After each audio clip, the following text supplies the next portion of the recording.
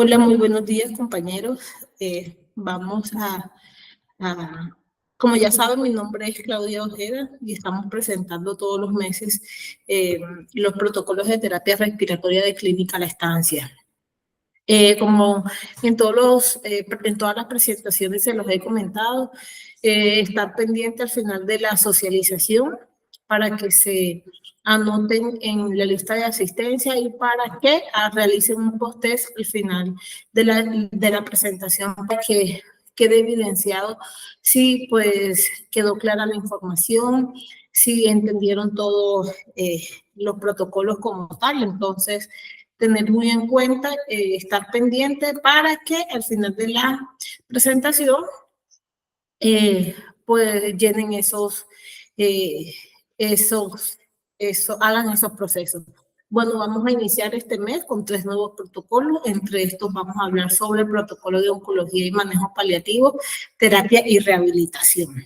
Ya saben, como todos tienen unos objetivos, el general es generar lineamientos de intervención fisioterapéutico a pacientes oncológicos. Y los objetivos específicos tenemos realizar intervención integral, brindar la metodología de trabajo, facilitar las actividades de la vida diaria, brindar la educación del tratamiento desde la promoción y prevención de la enfermedad. Tiene unos alcances y se inicia con la identificación de la necesidad de la terapia física hasta facilitar las actividades de la vida diaria del paciente. Y pues el alcance es que se le realice o abarquemos a todos los pacientes que requieran terapia física en el servicio de hospitalización. Vamos a hablar algo sobre unos términos y unas definiciones que están en el protocolo.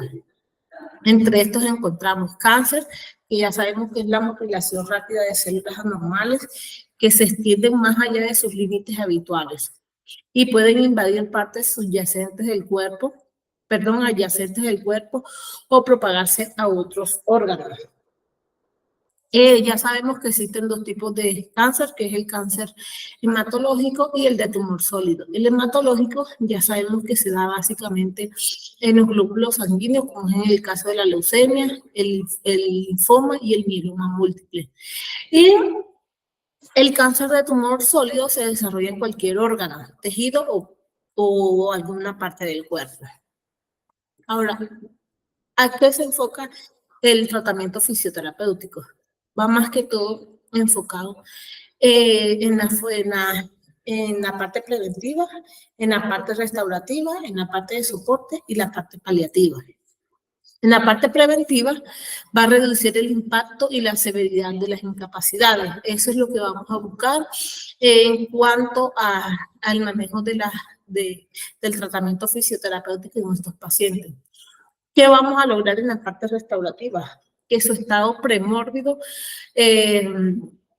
pues mejore y que no tengamos tantas incapacidades significativas, mejorar todo ese cuadro clínico del paciente, de los síntomas que presenta pues la patología como tal, porque la patología pues la trata su especialista. Y de soporte vamos a limitar los cambios funcionales y proveer apoyo. En la parte, los pacientes que ya están en la parte paliativa, que vamos a buscar con ellos, vamos a satisfacer las necesidades del paciente y reducir la intensidad de sus síntomas. Ahora, el campo de acción de la fisioterapia en el cuidado paliativo. Vamos a trabajar, vamos a hacerle, hablar de lo que se le va a trabajar en cada síntoma que presenta o cada problema que presenta el paciente en esta etapa del cáncer. Entonces, en el dolor que le vamos a trabajar a los pacientes, vamos a realizarle terapias manuales, ejercicios terapéuticos, electroterapia y diversas modalidades fisioterapéuticas, pues ya cada paciente depende de su condición, usted decidirá qué se le va a trabajar al paciente, porque no todos los pacientes, como se los había dicho anteriormente, no todos los pacientes se les trabaja lo mismo. A cada paciente pues se le trabaja de diferentes formas, pues dependiendo de su condición. en los problemas ortopédicos y musculoesqueléticos. Aquí las fracturas son muy patológicas en las condiciones ortopédicas, entonces las férulas serían muy útiles en estabilidad ósea. Vamos, en la parte de fisioterapia postoperatoria vamos a servir para prevenir las complicaciones respiratorias, recuperar la movilidad y la función e independencia. Vamos a mejorar toda esa condición que genera pues esa patología, entonces vamos a mejorar los síntomas de eso, de todo eso que presenta pues esa patología, como se lo había dicho ahorita mismo. Pérdida de la movilidad y la función, que vamos a, en la parte neurológica, a nivel central y periférico, más que todo se da eso. ¿Por qué? Por tumores neurológicos. Entonces, ¿a qué va dirigido el tratamiento fisioterapéutico? Va dirigido a promover idealmente la restauración de los modelos del movimiento normal y la función, y mejorar la función, es decir, que el paciente pues no pierda sus arcos de movimientos completos, que el paciente pues tenga movilidad articular y cada una de las cosas, cada uno de los problemas que encontremos en la evaluación en cada uno de estos pacientes. Disfunciones respiratorias, que vamos a buscar en el paciente con estas disfunciones respiratorias. Vamos a tratar de mantener o mejorar la tolerancia al ejercicio y la capacidad funcional. Vamos a reducir la disnea y el trabajo para el paciente que así pues no tenga tanto trabajo respiratorio, mejorar la eficiencia de la ventilación, movilizar y ayudar a la expectoración de secreciones, reducir el dolor torácico, reducir el temor y la ansiedad, mejorar el conocimiento y la comprensión de la enfermedad. Entonces vamos a tratar de mejorarle todas estas condiciones al paciente para que ellos no lleguen hasta disfunciones respiratorias. ¿Qué le vamos a trabajar en la debilidad y la fatiga? Pues ya saben que ya depende la condición del paciente, el estado de ánimo, pues ya se le tomará algunas modalidades fisioterapéuticas, ya que en cáncer avanzado, pues esta fatiga es muy frecuente, perdón, debido a las alteraciones posturales y debido pues que a la función muscular es inadecuada en estos momentos. ¿Por qué? Porque ya se debe de pronto a las quimios que le están haciendo el paciente, llega muy fatigado, muy cansado, se acuesta y el mayor tiempo pues permanece acostado. Entonces vamos a tratar de mejorar eso. La parte del linfedema ¿qué es lo que más presentan ellos? Ellos presentan dolor torácico o de hombro, incluso el linfedema en la fase final, ya que se benefician con la fisioterapia y va dirigida al alivio del dolor, la reducción de la incapacidad crónica y el mantenimiento de la mejoría de la función pulmonar. Esto se da más que todo pues aquellos pacientes, le vamos a trabajar a aquellos pacientes que presentan ese linfedema, mejorar pues el dolor que ellos presentan mucho, vamos a mejorar con drenaje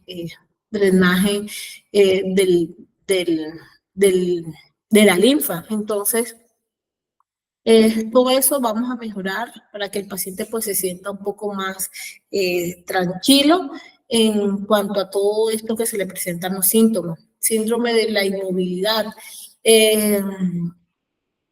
Dice que hay un descenso de la actividad, de la tolerancia a la actividad física y de la capacidad para desempeñar las actividades de la vida diaria. Pues me imagino que por el cansancio, pues que ellos algunos momentos presentan por la quimioterapia, como les había dicho anteriormente, entonces presentan esos síntomas y lo que uno va a trabajar es evitar de que el paciente pues llegue hasta allá, que tratar de que el paciente sea lo mejor posible.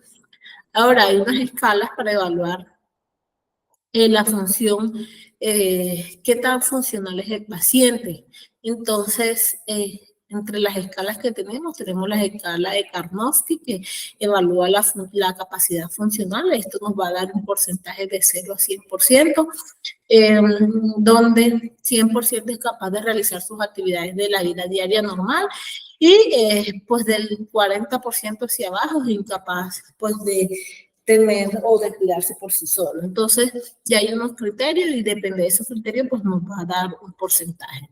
También con la escala de COT, que nos permite medir la calidad de vida de un paciente, donde nos identificamos qué tan activo es el paciente hasta qué tan inactivo o hasta qué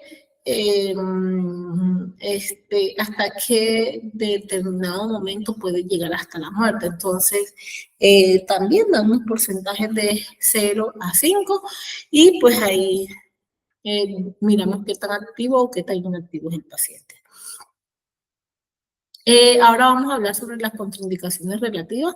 Ya lo habíamos hablado anteriormente en otros protocolos. Entonces, entre las contraindicaciones relativas tenemos hemoglobina menor de 7, plaquetas menor de 20.000, glóbulos rojos menor de 4.500 o mayor de 11.500, temperatura mayor a 38 grados centígrados, glucosa menor de 100 o mayor a 180, ya depende, pues también hay pacientes diabéticos que se le toleran hasta 200, entonces pues ya depende también la condición del paciente, pues sus patologías, sus antecedentes, entonces ya eso depende también, si tener en cuenta pues estos parámetros. Paciente en sesión de quimioterapia, dolor, cuando el paciente tiene mucho dolor, mucha fatiga, mucha dificultad respiratoria, saturación por debajo de 90 grados, pues depende también la patología, porque ya sabemos que hay patologías que no requieren saturación por encima de 90 grados, en injertos de piel, colgajos, en el paciente que tiene trombosis venosa profunda y embolismo graso. Pues ya esos son unas contraindicaciones relativas que ya usted tomará decisión pues en conjunto con el médico o el especialista y pues deciden si sí o si no. Las contraindicaciones absolutas que definitivamente usted puede decir no voy a hacerle terapia física: inestabilidad hemodinámica, marcapasos temporales, sangrado gastrointestinales, de drenaje de líquido cefalorraquídeo, arritmia, fibrilación auricular, y en esas patologías, en esas fracturas que no hayan sido estabilizadas. Ahora, la descripción de las actividades que vamos a realizar, como anteriormente también lo veníamos hablando. Inicialmente, pues, revisar la historia clínica con exámenes complementarios. Entonces, tenemos que saber del paciente, cómo está el paciente, sus antecedentes y los exámenes como están gases arteriales, hemogramas, radiografía de tórax o de cualquier parte pues, del cuerpo que el paciente presente.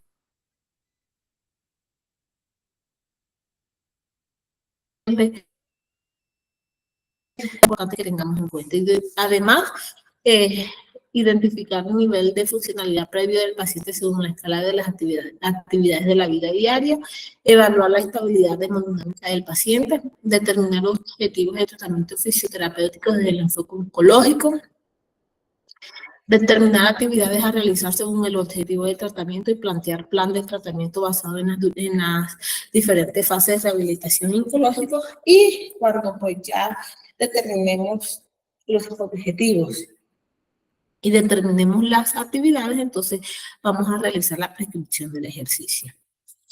Ahora, hay unas recomendaciones generales para pacientes con cáncer en la Asociación Americana del Deporte.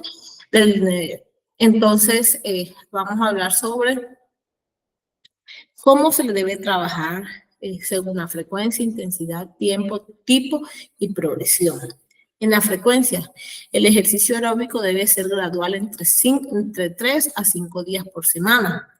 El entrenamiento de resistencia de 2 a 3 días por semana y la flexibilidad diaria. En lo posible, pues trabajarle eso para así mantener una adecuada un adecuado estado aeróbico del paciente. La intensidad del ejercicio aeróbico debe ser moderada entre 40 y 60% de la frecuencia cardíaca. El ejercicio de fuerza en una intensidad moderada del 60 al menos del 70% de una repetición máxima. El tiempo se sugiere sesiones cortas por día. El tipo, actividades rítmicas usando grandes grupos musculares como caminar, trotar, ejercicios como de fuerzas con pesas, con máquinas o resistencias o tareas funcionales, la flexibilidad con ejercicio de estiramiento, pues con lo que tengamos realmente para trabajar, porque sabemos que esta es una parte intrahospitalaria y pues no vamos a tener máquinas, no vamos a tener bicicletas, pues para trabajarle toda esa parte al paciente. Y eso se hace más, pues, en la parte externa. Y la progresión, pues lo que sea mejor tolerado para el paciente. No todos los pacientes toleran el ejercicio de la misma forma.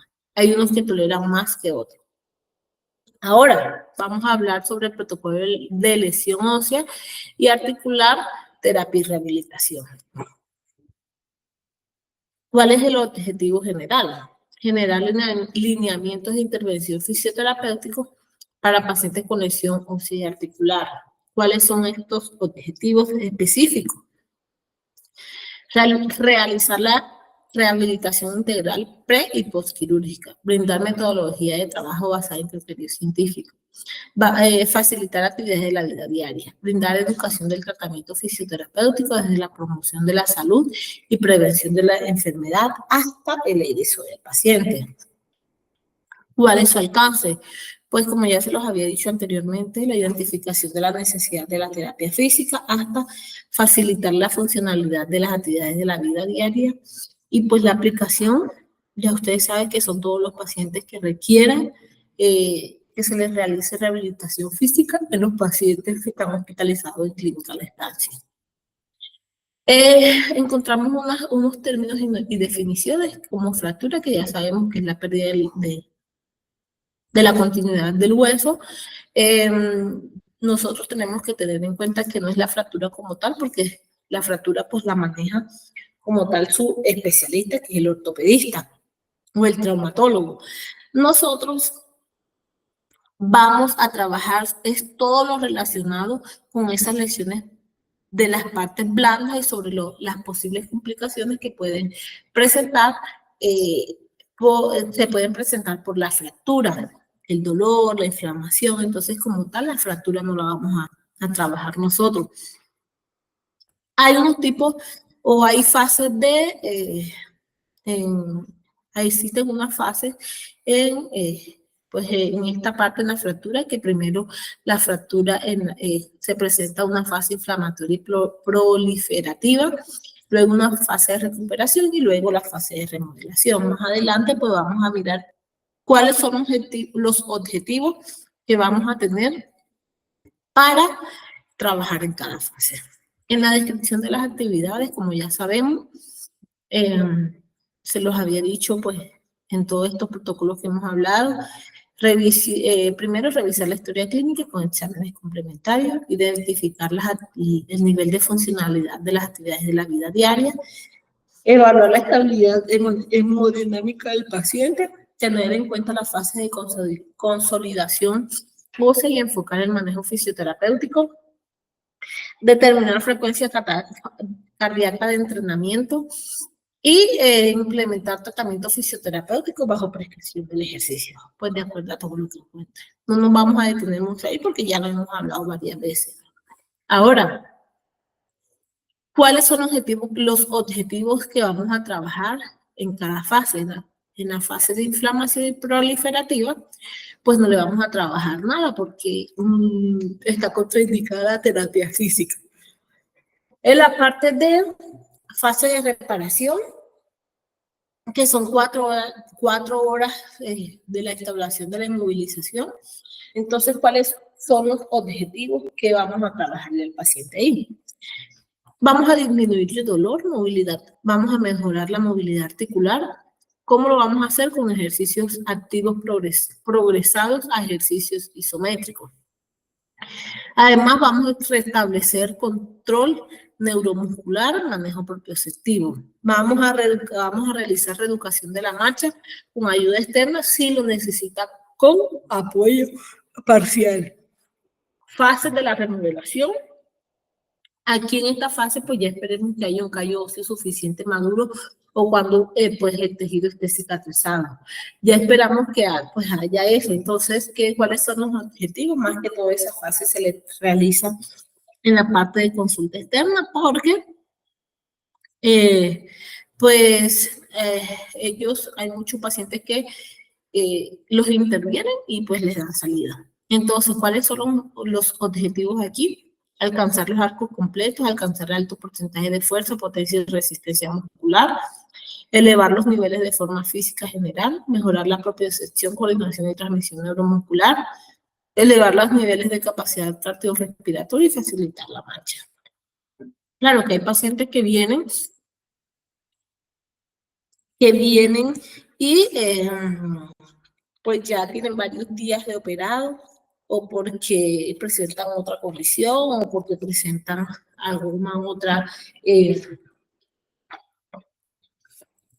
algunos otros síntomas, entonces puede querer de que el especialista le mande terapia física a un paciente pues que ya de pronto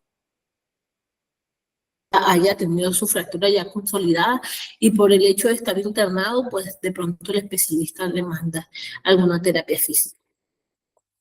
Ahora, en la artroplastia de rodilla, le vamos a trabajar también de acuerdo a la fase. En la primera fase le vamos a manejar el dolor. Aquí la fase vamos a trabajarle con movilidad inicial. ¿Cómo lo vamos a hacer? Con movilizaciones activas asistidos por debajo del umbral del dolor del paciente. Aquí no podemos acceder al paciente que el paciente se desmaye del dolor, no. Hasta donde el paciente sienta dolor, pues ahí le vamos a trabajar las movilizaciones activas.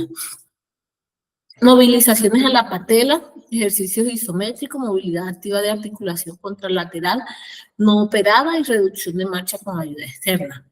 En la fase 2 le vamos a realizar movilidad en rango completo, fortalecimiento, propiocepción, equilibrio y reintegración funcional. Y en la fase 3 le vamos a realizar fortalecimiento máximo y potencia, marcha sin resistencia. Pues en esta fase también muchas...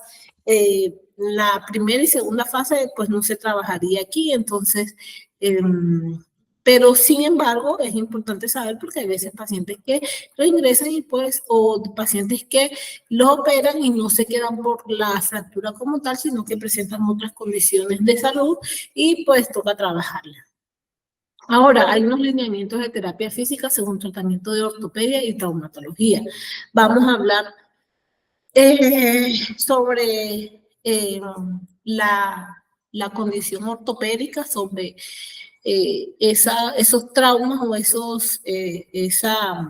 esa fractura o esa patología como tal, y vamos a hablar qué proceso quirúrgico o si es inmovilización pues se lleva a cabo. Entonces, en el paciente con fractura de clavícula, va a haber una inmovilización de 4 a 5 semanas, que va a ser fisioterapia y vamos a iniciar con ejercicios pendulares.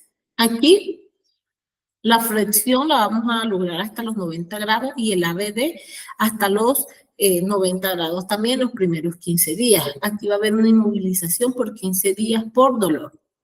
La luxación de hombro, ahí va a haber una inmovilización por 2 semanas que vamos a hacer la parte de fisioterapia, iniciar movimientos pendulares. En el húmero proximal, la inmovilización va de 4 a 6 semanas, que va a ser fisioterapia, iniciar con ejercicios pendulares, flexión hasta 90 grados y ABD hasta 90 grados los primeros 15 días. También va a haber una inmovilización por 15 días por presentar dolor. En el húmero distal, cúbito proximal, radio y cúbito distal, Va a haber una inmovilización durante las primeras 4 semanas y que vamos a hacer, que le vamos a trabajar en la parte de fisioterapia. Vamos a iniciar con movilidad a tolerancia del paciente y vamos a trabajar de la fuerza también a tolerancia del paciente. Aquí va a haber un vendaje hasta por 15 días. Luxación de codo, aquí en la estable no va a haber inmovilización, más bien vamos a buscar la movilidad a los 15 días y el inestable vamos a tener una inmovilidad por 15 días. Aquellos que estén asociados a fractura vamos a inmovilizar pues el codo de 4 a 6 semanas. ¿Qué va a ser la parte quirúrgica aquí? Va a ser una reducción cerrada. En la fractura de cadera, pues fisioterapia lo que va a buscar es una movilidad precoz, apoyo precoz protegido, que va a haber aquí una reducción abierta. Fracturas de fémur, si el paciente tiene placas, ¿qué vamos a hacer los fisioterapeutas? Vamos a buscar la movilidad precoz, apoyo tardío de 8 a 12 semanas. Y si al paciente pues le colocan clavos, el fisioterapeuta lo que va a hacer es que vamos a buscar una movilidad precoz y apoyo precoz. Aquí lo que va a haber es una reducción abierta.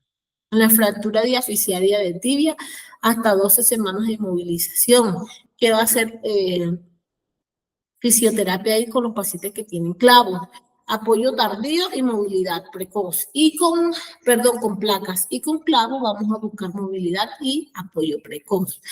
¿Qué va a haber aquí? Vamos, el ortopedista lo que va a hacer es una reducción abierta, ya sea con clavos o con placas. En la fractura de tobillo va a haber una inmovilización por 15 días por dolor ortopédico de 4 a 6 semanas.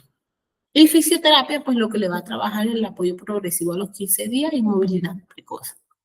El 15 de tobillo. Del 1 al 4 vamos a lograr 1 y 2 la inmovilización blanda o rígida por 3 semanas. ¿Qué le va a trabajar fisioterapia? Le va a trabajar hielo, reposo, compresión, elevación. Y en el grado 3 y 4 vamos a trabajar asociado, esto ya está asociado a una luxación y el manejo aquí va a ser quirúrgico. Entonces, del grado 1 y 2 es inmovilización y el grado 3 y 4 pues ya es un proceso quirúrgico. Ahora que vamos, ¿cuáles son los objetivos y ejercicios de rehabilitación osteomuscular en lesiones óseas y articulares? ¿Cuáles son los objetivos y qué le vamos a trabajar? Bueno, realizar ejercicios pasivos a tolerancia del paciente, evitar movilización forzada. Realizar ejercicios activos asistidos para mejorar movilidad articular. Es liberar adherencias articulares, facilitar la movilidad activa de articulación adyacente, reducción propioceptiva, descarga de peso según corresponda, facilitación neuromuscular y propioceptiva, ejercicios isométricos para fortalecimiento muscular, ejercicios activos asistidos resistidos, ejercicios activos resistidos para fortalecimiento muscular, ejercicio de cadena cinética abierta y cerrada, facilitar las actividades de la vida diaria del paciente, evitar y prevenir complicaciones según fases de consolidación ósea, facilitar marcha mediante ayuda externa si es el caso y mejorar la higiene postural. Entonces, primero hablamos pues de qué ejercicio se le puede trabajar a los pacientes y los 4 últimos es como los objetivos que vamos a lograr en estos pacientes. Entonces, trabajarle eso. Ahora hay unas recomendaciones para la promoción de salud y prevención de la enfermedad. Entonces, debemos de tener en claro que al momento del egreso del paciente recomendar ejercicio con hidroterapia. Pues esa orden la debe dar el especialista y ya cuando el especialista le dé la orden, pues ellos que hagan sus vueltas o la autorización para continuar la rehabilitación en el lugar autorizado por la EPS. Además, brindar recomendación y educación ante ascenso y descenso de gradas, rampas, y evitar posturas de riesgo contraindicadas según fase de cicatrización ósea. Pues ya usted aquí le va a indicar qué movimientos, cómo se va a bajar en las rampas, cómo se va a bajar en las gradas. Entonces ya usted aquí le da pues unas recomendaciones al paciente. Y es importante decir que acudir al control de ortopedia y traumatología apenas salga y las veces que están indicadas para que le haga el seguimiento de cómo va esa parte de la rehabilitación y de la fractura. Ahora vamos a ver el instructivo de reemplazo de cadera, terapia y rehabilitación. Como todos los objetivos generales, generar lineamientos de intervención fisioterapéuticos a pacientes pues, que presentan esta condición. Lo específico es realizar intervención integral, brindarle metodología de trabajo pues, a los pacientes, facilitar actividades de la vida diaria, brindarle educación del tratamiento desde la promoción y prevención de la enfermedad. Inicia desde la identificación de la terapia física hasta facilitar las actividades de la vida diaria. Y pues el alcance ya usted sabe que son todos los pacientes que estén internados en clínica La Estancia. Ahora, hay unas afecciones que son causantes o que nos puede afectar para que lleguemos a presentar un reemplazo de cadera. Entonces, aquí entre las afecciones encontramos, puede haber un daño en la articulación de la cadera, puede haber por artrosis, por artritis reumatoidea, o por osteonecrosis. Entonces, pues, esa es una de las condiciones por las cuales se llega hasta el reemplazo de cadera.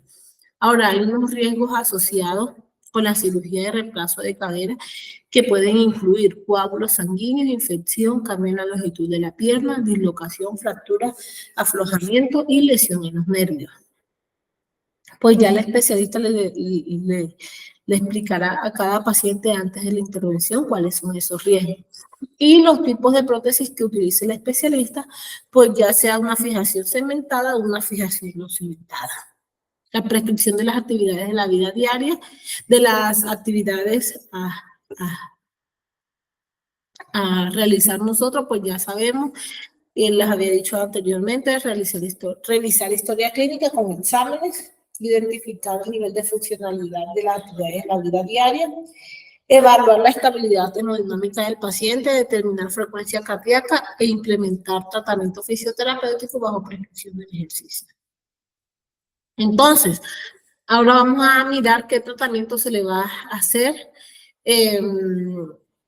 de acuerdo a las fases. En la primera fase, que es de la primera a la segunda semana intrahospitalaria, pues vamos a tratar de mantener la capacidad cardiopulmonar del paciente. Vamos a trabajarle toda esa parte cardiopulmonar, pues para que el paciente no llegue a un deterioro respiratorio. Reducir los riesgos de un tromboembolismo pulmonar severo, mantener la movilidad articular de la cadera afectada. Flexión y ABD de cadera no superior a 90 grados, ejercicios isométricos e isotónicos de cuádriceps y glúteos, mantener siempre un cojín interarticular entre las piernas para evitar la aducción. Inician desde el segundo día postoperatorio quirúrgico y van en progresión con el paciente hasta la segunda semana. Realizar en cama en posición supino y sin ningún tipo de resistencia, ejercicios isométricos y activos libres de cadera, rodilla y pies. Flexión de cadera de 70 grados si se hace acercamiento posterior. Y flexión de cadera de 90 grados si se hace acercamiento anterior. Alineación de articulación de cadera total y posición sedente y bípeda con ayuda de un caminador. Entonces, esto es lo que le vamos a trabajar al paciente en esta fase intrahospitalaria. En la segunda fase, que es la fase extrahospitalaria, que va de la segunda a la cuarta semana. La tercera semana tiene por objetivo mejorar el tono, el trofismo, la fuerza y la resistencia. Y la tercera fase, que va superior a la cuarta semana, pues se le va a trabajar el acondicionamiento físico, que el objetivo es buscar mejorar la independencia de sus desplazamientos, y en las actividades de la vida diaria. Como ya sabemos, la segunda de la segunda semana hacia arriba, pues la semana extrahospitalaria, pues nosotros no la manejamos aquí en la clínica. Ahora, hay unas recomendaciones muy importantes que se le debe dar al paciente antes del ingreso. Inicialmente, que debe continuar con el tratamiento fisioterapéutico, todos los ejercicios que se le enseñen aquí, debe seguirlo allá en la casa hasta que la nueva EPS autorice su rehabilitación en la parte indicada para ellos. También se le debe decir que si nota un dolor severo, nuevo en la cadera o en la ingle, si la pierna se le empieza a voltear hacia adentro o hacia afuera, si no puede caminar ni ponerse de pies en la pierna, si hay un incremento de entumecimiento u hormigueo en la pierna, cambio de longitud en la pierna, o si se llega a caer, debe consultar inmediatamente por urgencias para que sea pues valorada nuevamente. Entonces, todas esas recomendaciones se las debemos de dar al paciente pues, para que ellos lo tengan en cuenta. Espero que le hayan pues quedado claro toda la información. Cualquier pregunta la pueden, o cualquier duda la pueden hacer por pueden escribir o pueden escribirme al interno y aquí pues aclaramos dudas. No se les olvide llenar la lista de asistencia y hacer el post-test para que tengamos evidencia de que sí se está haciendo